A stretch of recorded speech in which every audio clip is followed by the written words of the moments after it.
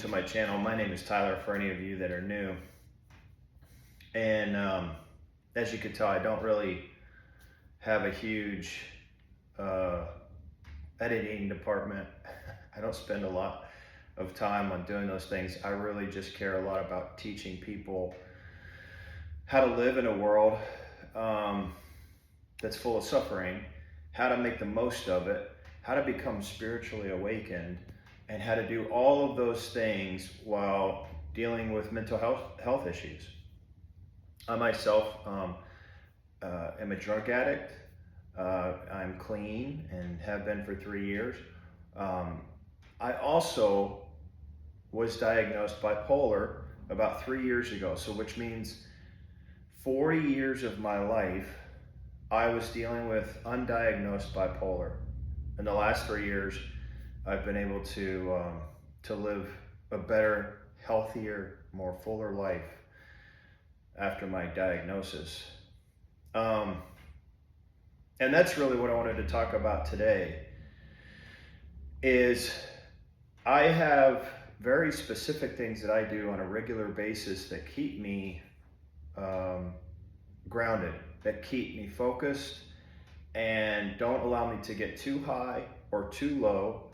And I want to share those with you because I think that many of us that suffer with mental health issues find it, well, there's a lot of things that are difficult. You know, for example, our family doesn't understand us.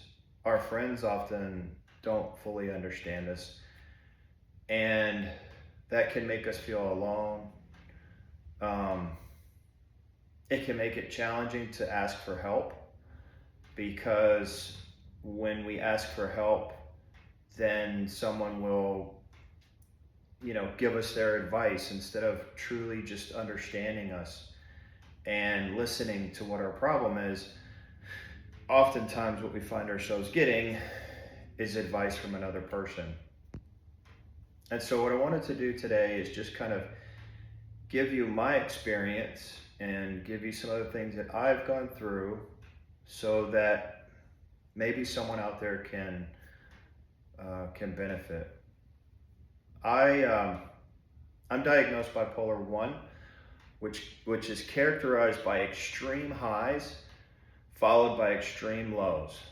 So feeling like when I'm in the extreme high side, I feel invincible. I don't need any sleep. I feel like all my ideas are perfect. I have a God complex where I think nothing I do could go wrong. And then on the flip side of that, what goes up must come down. And so on the flip side of that, deep, deep, dark depression, especially if I've gone up on a serious ride up. And so what does that depression look like? Well, it's characterized by feelings of worthlessness, hatred of myself, and for me personally, suicidal thoughts, ideations, and attempted suicides, unfortunately. That's part of my story. Thankfully, I have gone 3 years without having suicidal thoughts. I've only had one suicidal thought in the last 3 years, which, if you know me personally, is a miracle. And I attribute that to a lot of the things that I'm going to share with you. But that's my personal story. The thoughts that would go through my head, not now, but previous to me getting some help, the thoughts that would go through my head when I was depressed would come from a character or an individual that I called the warden. The warden lived inside my brain, inside my mind, and he would come out and tell me how terrible I was. When things weren't going well, or when I was in a depressive state, the warden would always come out and he would always tell me how awful I was, how he knew I wasn't going to make it, how I should have just given up, how everyone is going to find out how much of a loser I am, and how much I hate myself.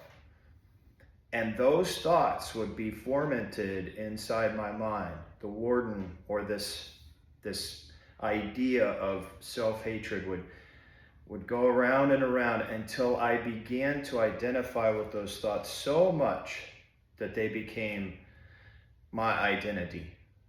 So that was my struggle.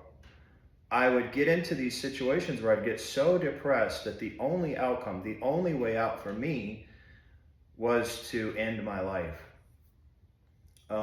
Which I did 3 years ago, a little over 3 years ago. I was saved, thankfully, brought back to life. And when I was brought back to life, my whole world changed. Everything completely changed on a drop of a hat. I was more willing to get help than ever before. I went into a mental health facility, was diagnosed with bipolar, was put on lithium immediately, and I embraced it. I didn't push it away. For the first time in my life, I didn't push any diagnosis away. I embraced what I was, and I worked on it. And the most incredible thing that they told me in that facility was that medication alone will not help me. Medication just gives me enough space in between thoughts to help myself, but it is not intended to help me. And so I really took that with me. Medication is simply there to allow me to get better. So then what do I do? How do I get better? And I've found that meditation for me has been the number one thing. Meditation slows down those thoughts, especially for us that struggle with those rapid firing thoughts. Meditation slows them down. Now, I hope you take from this, specifically when it comes to meditation, I hope that you take the one thing that meditation does, and meditation simply reveals to you how often you think. It is not intended to stop thoughts or slow them down. It's simply intended to reveal that you think too much. So you think too much. That's the problem. My editing. Yes, sir. There it is. This is the problem with all of us actually on this planet, not just those of us that struggle with mental health disease. All of us think too much. We're thinking about thinking about thinking. We're worrying whether or not we worried enough to make the decision we're worried to make.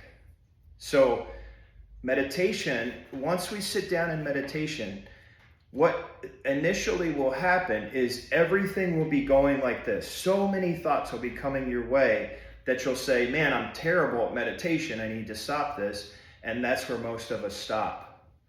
But in reality, we can laugh at that. We can laugh at those thoughts coming our way, because that's what meditation is intended to do.